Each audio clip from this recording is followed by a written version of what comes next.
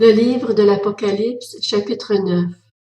Le cinquième ange sonna de la trompette, et je vis une étoile qui était tombée du ciel sur la terre. La clé du puits de l'abîme lui fut donnée. Elle ouvrit le puits de l'abîme, et une fumée, pareille à celle d'une grande fournaise, monta du puits.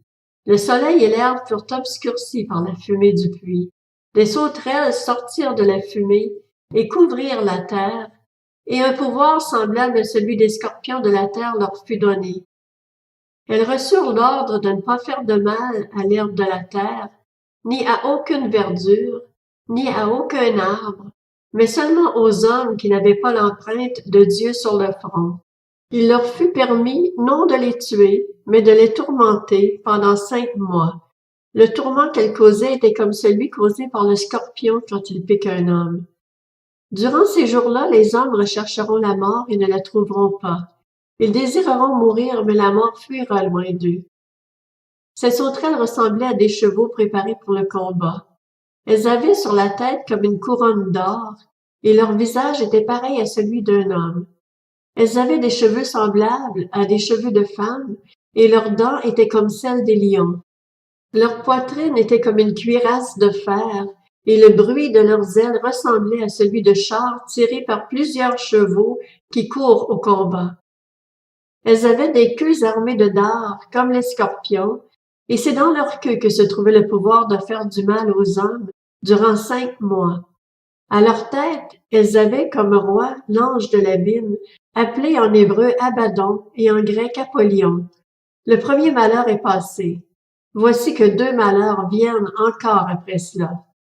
Le 6e ange sonna de la trompette, et j'entendis une voix venant des 4 cornes de l'autel d'or qui est devant Dieu. Elle disait au 6e ange qui tenait la trompette, « Relâche les 4 anges qui sont enchaînés près du grand fleuve, l'Euphrate. » Ainsi les 4 anges qui étaient prêts pour l'heure, le jour, le mois et l'année furent relâchés afin de faire mourir le tiers des hommes. Le nombre des troupes de la cavalerie était de 200 millions. J'en entendis le nombre.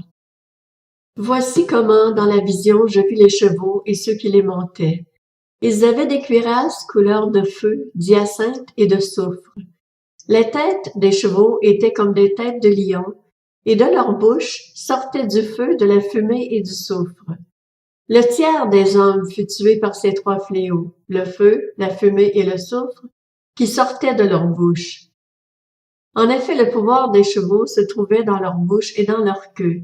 Leur queue ressemblait à des serpents. Elles avaient des têtes, et c'est par elles qu'ils faisaient du mal. Les autres hommes, ceux qui n'avaient pas été tués par ces fléaux, ne se détournèrent pas de ce que leurs mains avaient fait. Ils ne cessèrent pas d'adorer les démons et les idoles en or, en argent, en bronze, en pierre et en bois, qui ne peuvent ni voir, ni entendre, ni marcher. Et ils ne se repentirent pas de leur meurtre, ni de leur sorcellerie, ni de leur immoralité sexuelle, ni de leur vol.